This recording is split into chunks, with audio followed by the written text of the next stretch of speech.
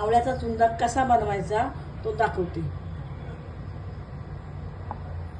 Mamma बनवते. हे पाव किलो आवळे घेतले, पाव किलो गुळ घेतलेला आहे. एकदम सोपी रेसिपी आहे. आणि हा जर पाण्याचा हात न लावता व्यवस्थित केला वर्ष चांगला. मुलांनी खाऊन मोकळे झाले म्हणून मला पुन्हा करायला लागला. तर मी आता तुम्हाला ही रेसिपी दाखवते. आता हा पाव किलो माझा खिसून झालेला आहे. हे आवळ्याचं बाजूला केलेलं आहे. आता पाव किलो आवळा खिसला आणि पाव किलो त्याच्यासाठी हा गूळ घेतला आहे. आता गॅसवर कढई ठेवले, त्याच्यामध्ये थोडंसं तूप,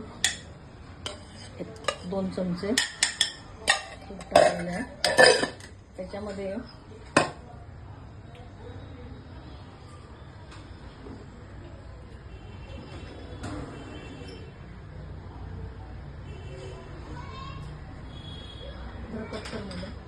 तूप ठेवलंय. त्याच्यामध्ये थोडीशी दालचिनी टाकते. म्हणजे आवळ्याचा जो आंबटपणा आहे तो आणि तुरटपणा तो हे नको, प्रॉब्लेम नको त्याला यायला म्हणून. आणि 2 लवंग टाकते आणि आता हा आवळ्याचा किस टाकते.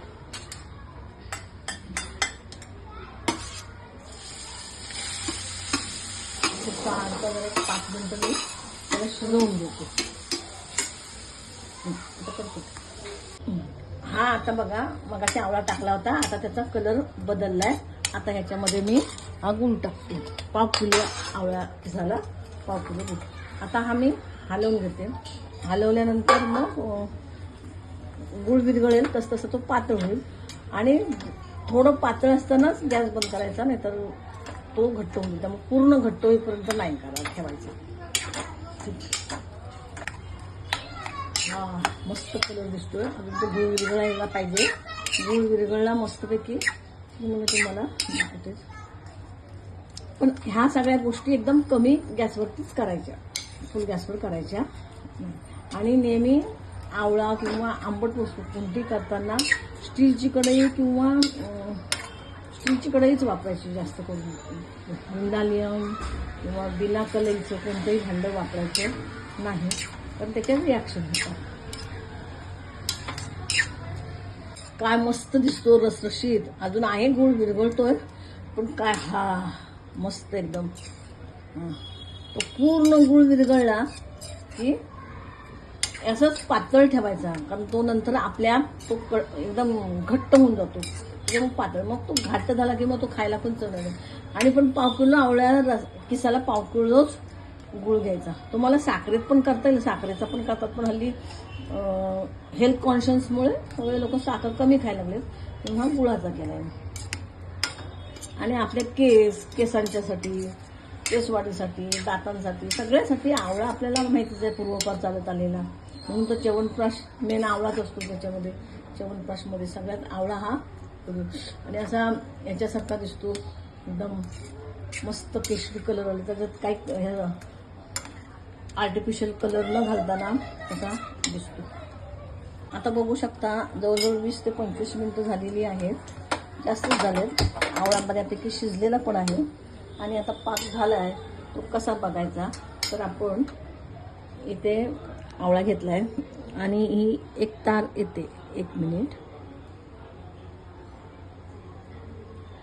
हां, एक तार आलेली आहे ना, एक तार दिसते ना,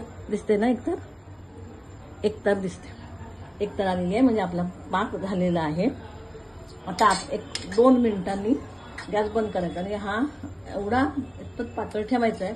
2 मिनिटांनी गॅस बंद ठेवला की मग तो थंड झाल्यानंतर एखाद्या काचेच्या बरणीमध्ये भरून ठेवायचा. त्याच्यात लोक काही, आता गोडाचा पदार्थ आहे, तसा आंबट पण पदार्थ आहे, गोड पदार्थ आहे, म्हणून जायफळ पूड घालतात, वेलची पूड घालतात. पण मी काय तर तसलं काही घालत नाही, कारण करतानाच मी लवंग आणि दालचिनी घातलेली असल्यामुळे तो चांगला झालेला आहे. थोडंसं मी एक अर्धा इंच त्याच्याबरोबर आलं सोलून, आलं किसून घातले आवळ्याबरोबर, म्हणजे ते अजून त्याला छान चवले. म्हणजे शुंठीचाच प्रकार एक झालेला आहे, त्याच्यामुळे मी बाकीचं काही घालत नाही. आता एकदा झाला की मी तुम्हाला हा बघा खूप छान झाला आहे तो. मी गॅस मगाशीच बंद केला आहे, आता गार झालेला आहे. नंतर बॉटलमध्ये आता मी काचेच्या भांड्यात काढून घेते. आणि असाच तुम्ही आंब्याचा पण करू शकता. आंब्याचं पण हेच प्रमाण घ्यायचं. फक्त आंब्याचं प्रमाण घेताना कसं घ्यायचं की 1 किलो आंबे असेल तर 1 किलो गूळ, किंवा 1 वाटी किस असेल तर 1 वाटी गूळ, किंवा जर तुम्हाला साखरेचा करायचा आहे तर तुम्ही साखरेचं असे घेऊ शकता आणि चपाती भाकरी बरोबर खाऊ शकता. आणि आता हा काढून ठेवते, कारण मग कढईत तो पुन्हा जास्त आम्हाला काचेच्या बाटलीमध्ये भरून ठेवायचा आहे. पण आता सध्या काचेच्या एका सुक्या खटखटीत भांड्यामध्ये काढून ठेवलेला आहे. हा बघा, हा तयार झालेला आहे आवळ्याचा मुरंबा.